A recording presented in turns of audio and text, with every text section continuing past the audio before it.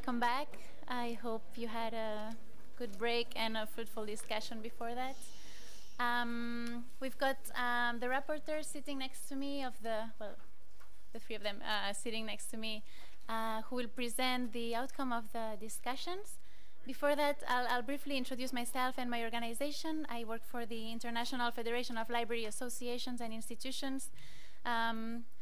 We're an international organization, as I've mentioned, represented in over 140 countries around the world, and we've got over 1,400 members. And our kind of overarching goal is to defend the interests of libraries and librarians around the world. You might wonder, what do libraries have to do with this? Why am I sitting here today? Well, I'll just explain it with a number.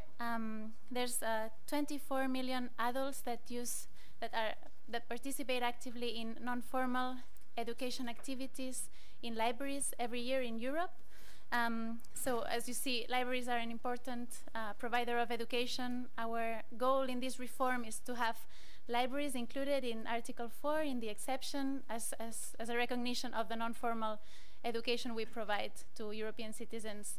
So I guess with that, I'll give the floor to our first rapporteur.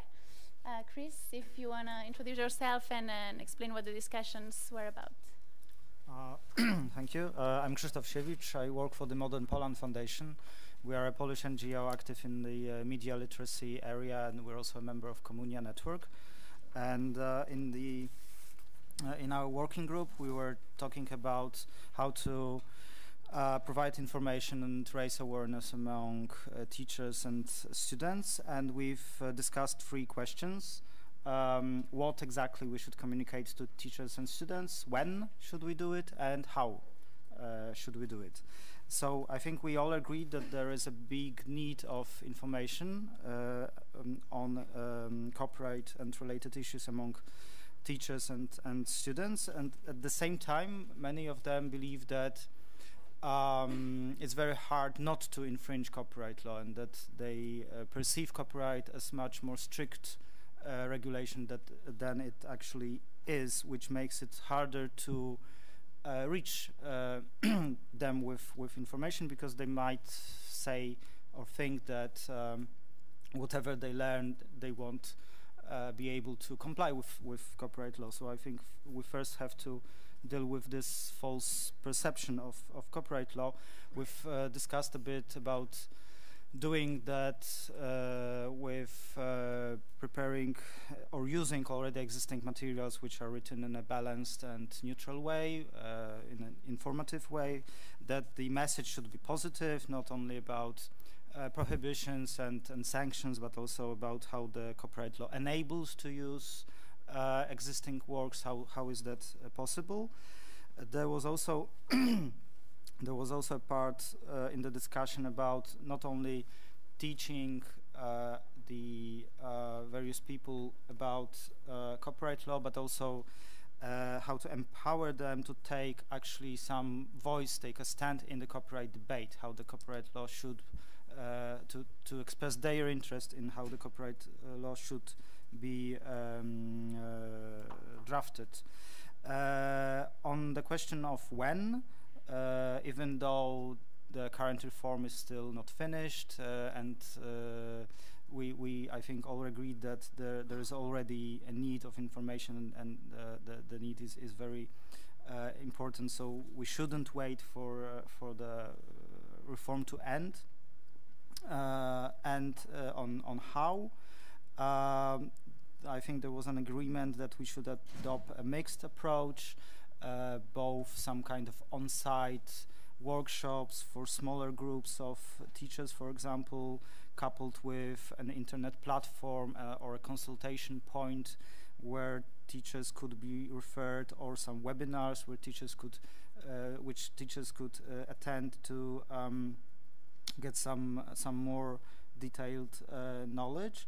And there was also some a very good example of specialized units at, for example, universities, where university teachers could go and consult their particular case or get some a practical advice by someone like a copyright officer appointed at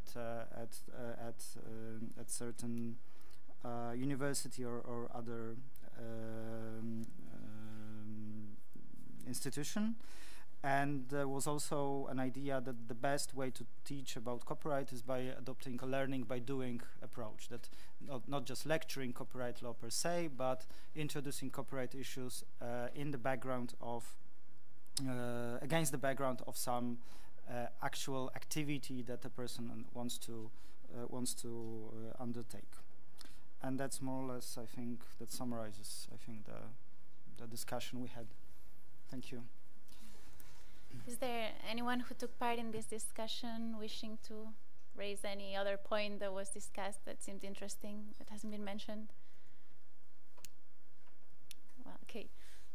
But I really like the point about if everyone becomes more literate in copyright, in this copyright literacy, things will become, of course, more easy. We need to accept that there's no perfect copyright law, so there will always be challenges, and not every institution can afford having a copyright librarian or a specialized unit to advise the other parts of the organization. So maybe raising awareness and kind of growing, expanding the knowledge about copyright, making people less frightened of it is also something we can all work on. So with that, I'll give the floor to our second rapporteur. Okay. Is that on? Can you hear me now? Okay, can you hear me? All right, good afternoon, everybody. I'm just reporting from the second workshop. The title of that workshop was Higher Education Teachers and Researchers as Users of Copyright Works. And that was moderated by Aleksander Tarkowski, I think, Tarkowski. In that group there were a mixture of lawyers and non-lawyers, representative of publishers, representative of collective society, and also teachers in higher education. So a very broad mixture within that group, and also a broad range of views. So this presented a challenge for everybody in the room in terms of discussion of the topic. And there was just a view that there seems to be a lack of awareness about the directive and its implications. So a lot more work needs to be done in terms of publicising what the directive is about and the implications for the directive. And of course, once the directive is passed, then it needs to be transposed into law in all of the European countries. And there was a view expressed that may be even a greater challenge in some countries rather than others. So there's many steps along the way. So I suppose this is a good point today. At least we're creating awareness at this stage, and we need to bring that back to our own organisations. So a question was posed in terms of this issue and in terms of users of copyright. You know, do you just put everything into a repository and then you just take the material out of the repository and then you don't have to worry about the law, you don't have to worry about infringing copyright? Or do you educate the user in respect of copyright law? The very strong view was expressed by a number of people that as teachers in higher education, the job of a teacher in higher education is to offer high quality education. And to be a high quality educator, you need to be accessing up-to-date information. So if you're just taking information from a repository that could be there for a considerable period of time, well then, you know, you're not offering, you know, high quality up-to-date education. And in all of our countries, you know, higher education has to respond to changes in society very quickly. So you need to be, you know, on top of your job as an educator to accessing, you know, data that is new and that's up to date. The view was also expressed that, you know, teachers, lecturers in higher education are not only users of information, but they're also producers of information. So there's a balance between those lecturers, those teachers as creators of the information and also as users of that information. So the issue of fair dealing and the educational use of for non-commercial purposes, you know, clarification, you know, the respect for user rights in respect of that content. And then we spoke about, you know, the use beyond the general exception, because, as I said, there were representatives of publishers in the room who had their own perspective. So the use then of licenses beyond that general exception was discussed. There seemed to be a consensus that, you know, you do have to be aware of copyright rules. There has to be clarity, not alone among teachers, but also among students who are the users as well of copyright. So teachers, as educators, need to be aware of the copyright rules, but also the students that they teach, they also have to be aware of copyright rules.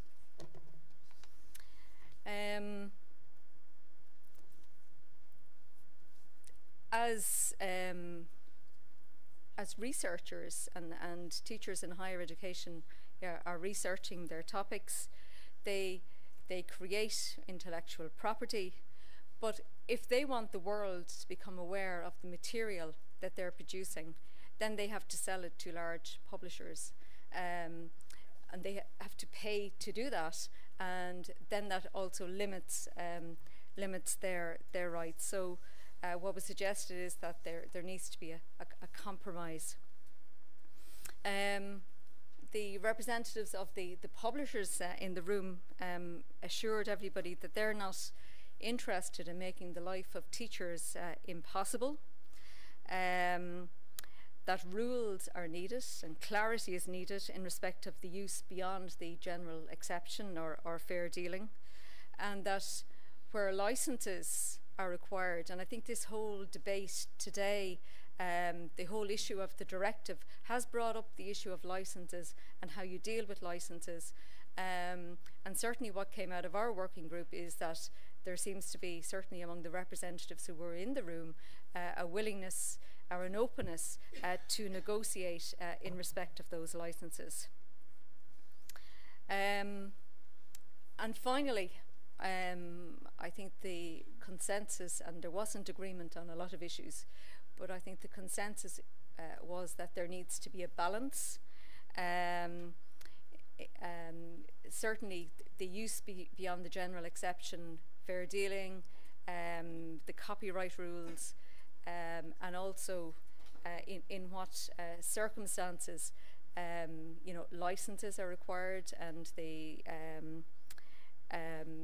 if materials have to be purchased, then they should be affordable, because and affordability is a key issue.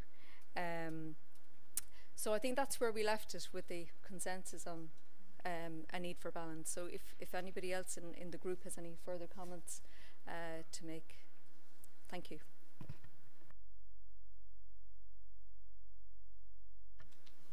Any comments? Well, that seemed like a very fruitful discussion as well, with a lot of outcomes. I think there's always this challenge of having several different opinions in the room, but it might probably be the best way to move forward, to reunite all these positions and maybe see where there's agreement. I know that's what decision makers are trying to do. If we all sat together, and maybe it will be very hard at the beginning, but with more and more experience, we might be able to reach some agreements. and then there seemed to be a kind of final consensus on the need for a balanced system. Of course, then there's the question of what is exactly a balanced system, but that's already a big step. So if there's no other comment from the participants in this group, I'll give the floor to our third rapporteur. Thank you. Can everybody hear me? My name is Martin Marjoram. I'm an elected representative of the Teachers Union of Ireland, but my full-time job is a lecturer in an Institute of Technology in Dublin. I'm the rapporteur for the third working group, Teachers and Researchers as Creators of Copyrighted Works. And I'd like to thank all of the participants in the group and the moderator of the group, Nicola Wachter. I think we focused on the situation where the creator of the copyrighted work is an employee of a publicly funded higher education institute. And the first question we considered was the question of copyright ownership for the work produced by such an employee. There was opposition to the copyright, the ownership of that work being vested solely in the employer. In particular, for instance, the employee could leave that employment and the work could be sold afterwards, which would clearly be detrimental to the interests of the employee who had created the work. And in particular, it was raised that it would be a very unjust situation should the employee be on a short-term contract and then simply be exploited for some output before being let go from the employment.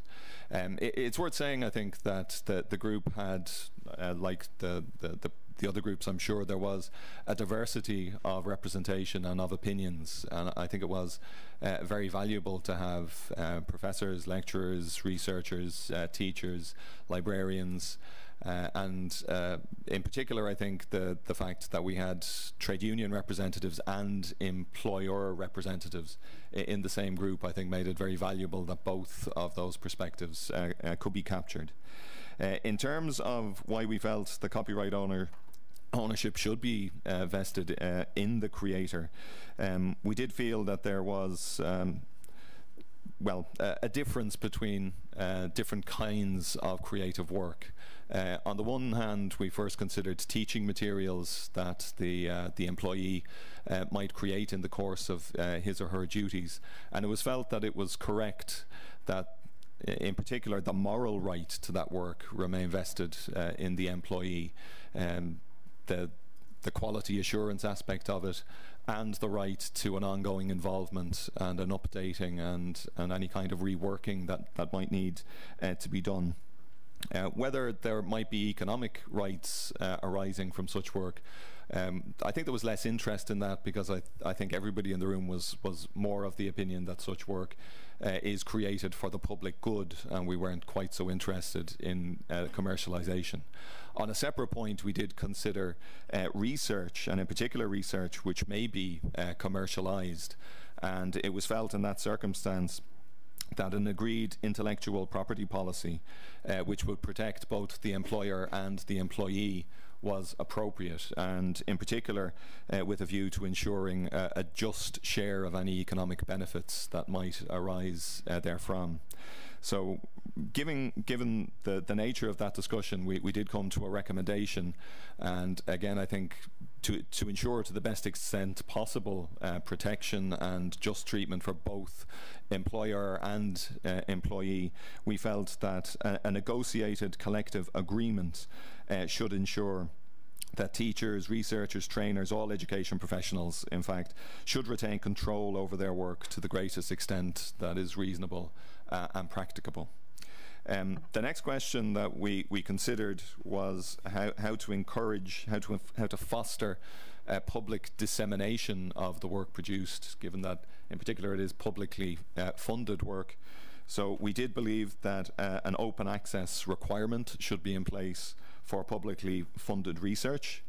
There should, in general terms, there should be an encouragement of a culture of sharing and of collegiality for the work that is produced in such an environment. and that it was very important, given that a lot of this work will not actually lead to any commercial outputs at all, but it was felt that it was vitally important that the correct attribution of the work remain with the person who had created it.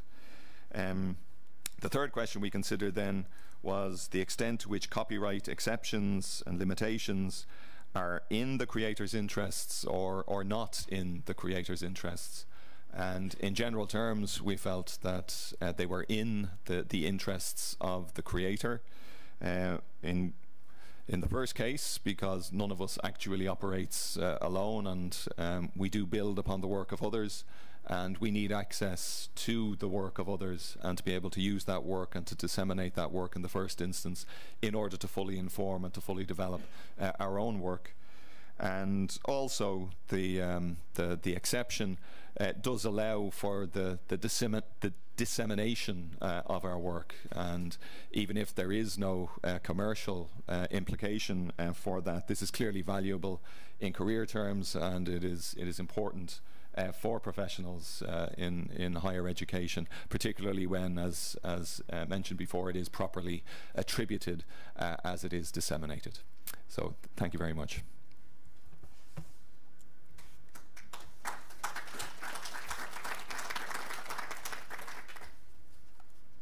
Thank you very much, Martin. If you have any comments that you didn't raise before or now on Martin's presentation.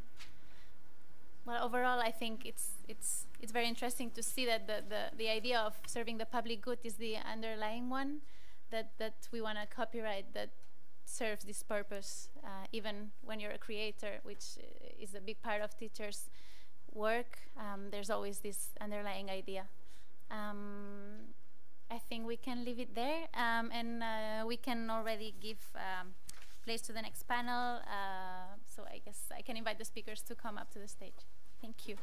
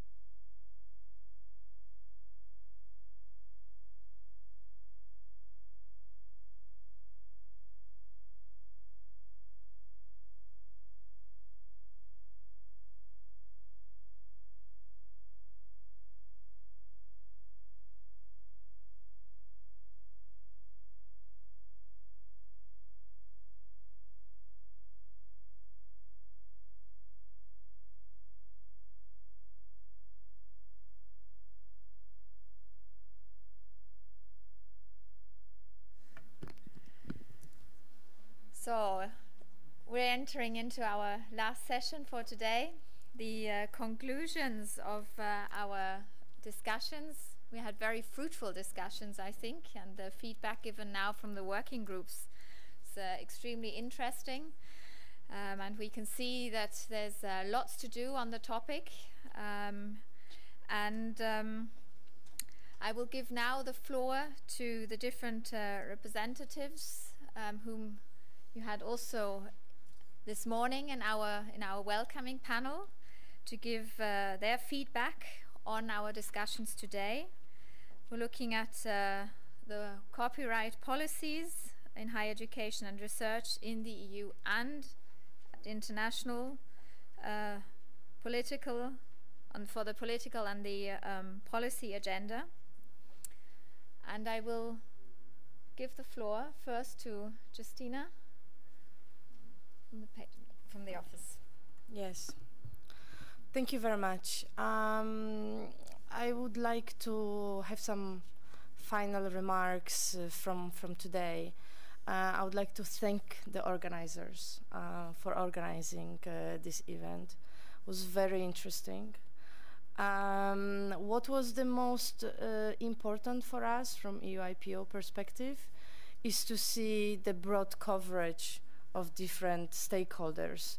And this is the only way how we can make things better, to communicate between each other and to show different perspective and different interests also. And I think this was, for me, the most valuable outcome of today. And actually, I would like to take this forward. As I told you, we have IP in Education network in the EUIPO, which is made up of Ministries of Education and intellectual property offices. And I would like to, well, later on I will discuss with the organizer how to structure it better.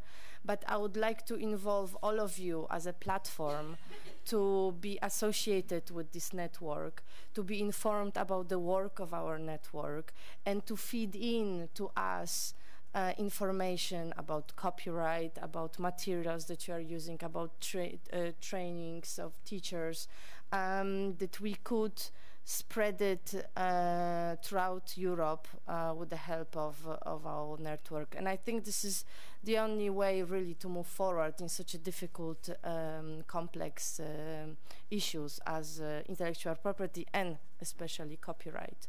So this is from me. Thank you very much. I learned a lot, and I hope we'll stay in contact. Thank you. Thank you, Justyna. So we have some ideas to follow up on and to discuss further. So I'll give the floor. Now I have to see on the list what we said in which. Yes, it's Aleksander. It's your turn. So I give the floor to you. Thank you, Susan.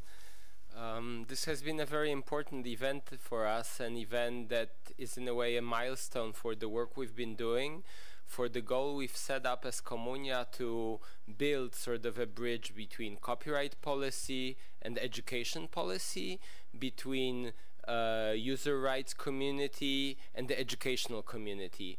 Also between networks, people and organizations that work on open, so talk a lot about open education and open access, and people who talk about changes through law, so copyright reform. And all these groups, all these perspectives were mixed here, and we're very happy that we're seeing engagement of stakeholders, of educational stakeholders in the copyright debate. This is for us fundamental. We can have varied views.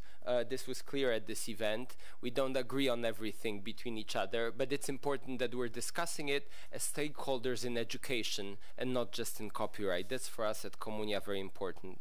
I would like to make several points how I think we could try to move this issue forward.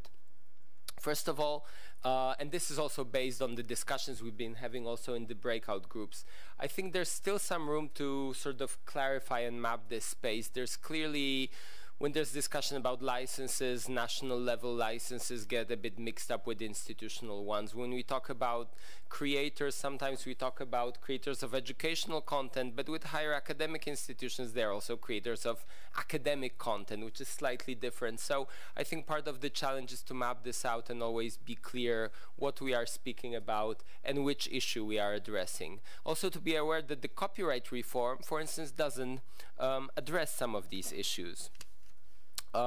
Secondly, I want to say that I think the really important issue, which I appreciate, I built an understanding of it at this event, is this issue of rights of educators as creators. I must admit we haven't been paying a lot of attention to it because we didn't really see a space for it in the ongoing copyright debate.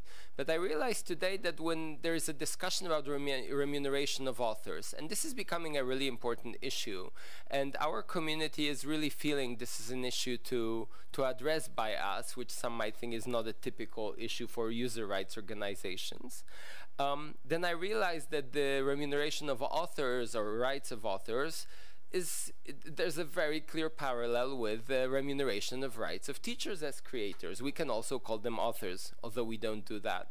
So I see here a very common ground and maybe a slightly surprising one, but to connect different stakeholders in this copyright debate to look at shared goals. And as COMMUNIA, I think we should aim at understanding better this issue, which again varies from country to country.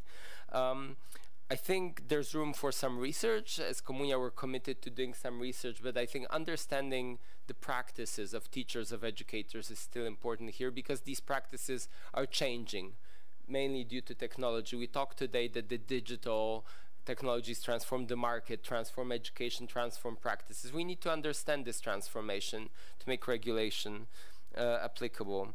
And finally, I'd like to propose that maybe we can think of something like self-regulation. So hopefully there is space that beyond the copyright reform debate in Brussels and then in member states, as a community of stakeholders, we can try to define shared standards, even on such a contentious issue like licensing.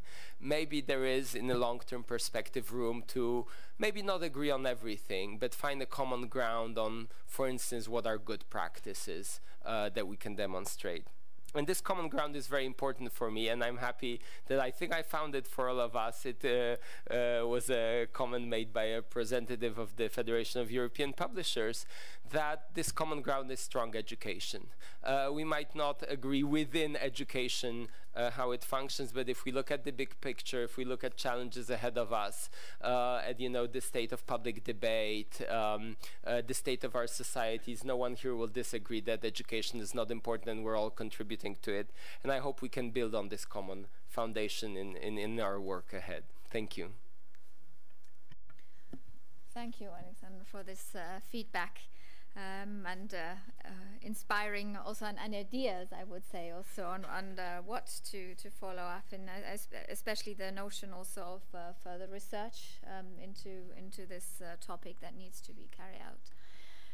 So I will now give the floor to the employers in education, to Danielle. I must say I'm very satisfied with this event, because I think that the discussion was very fruitful, since I came here to learn from you, from your models, from your perspectives, from your knowledge, and I'm leaving this room with less things certain than I used to have it when I came here.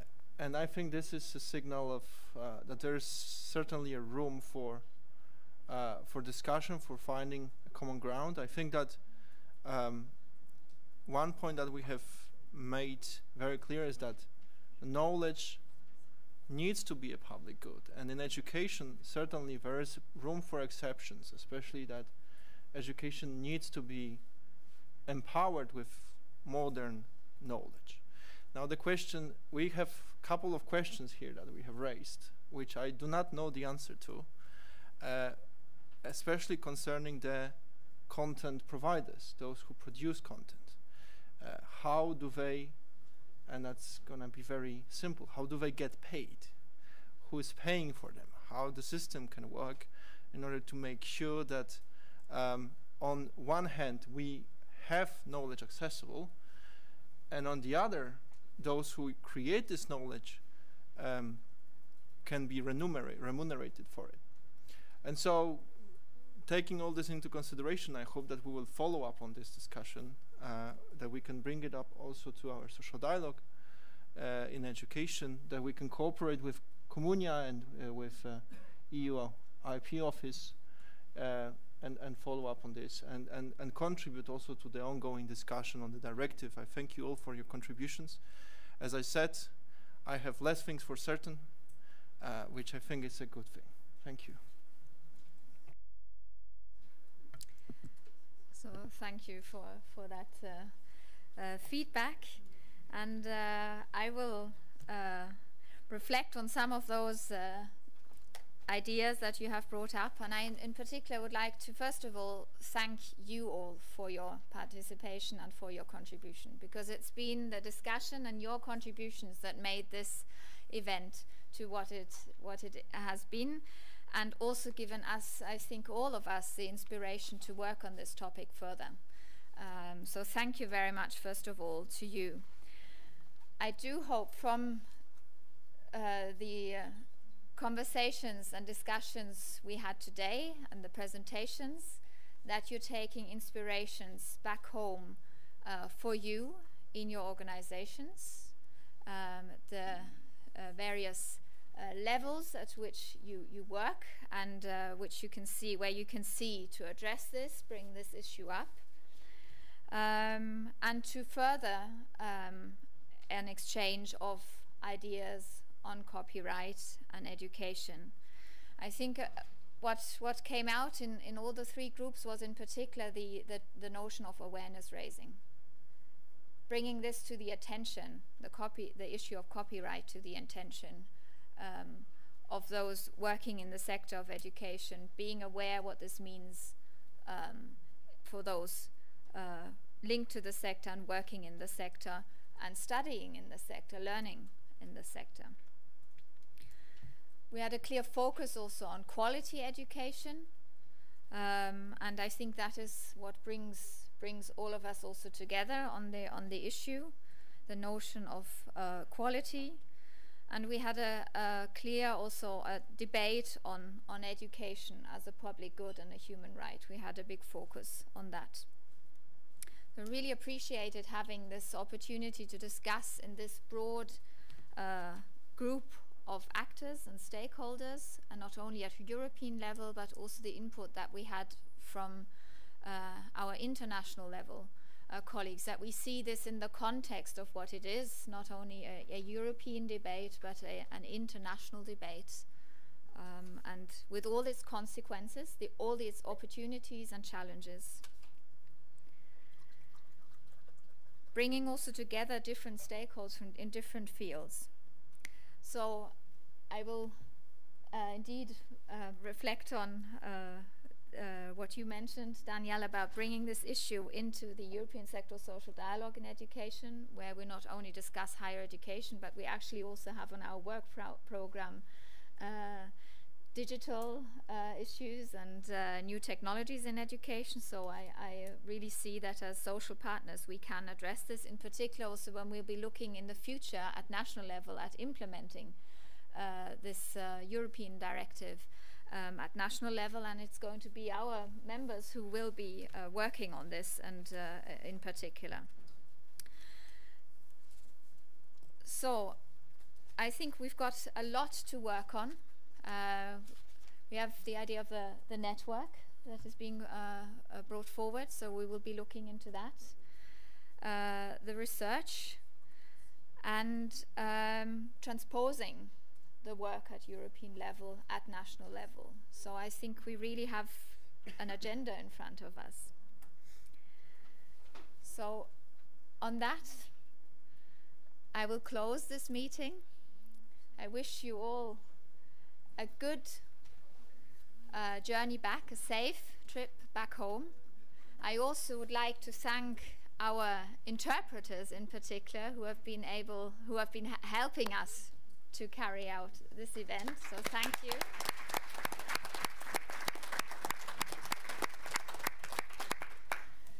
And I hope that we will have other opportunities where we can meet in such a broad group, and that we are able to keep also this contact that we have established, and use it also for different topics that we will be working on, copyright and education. So this is a good basis.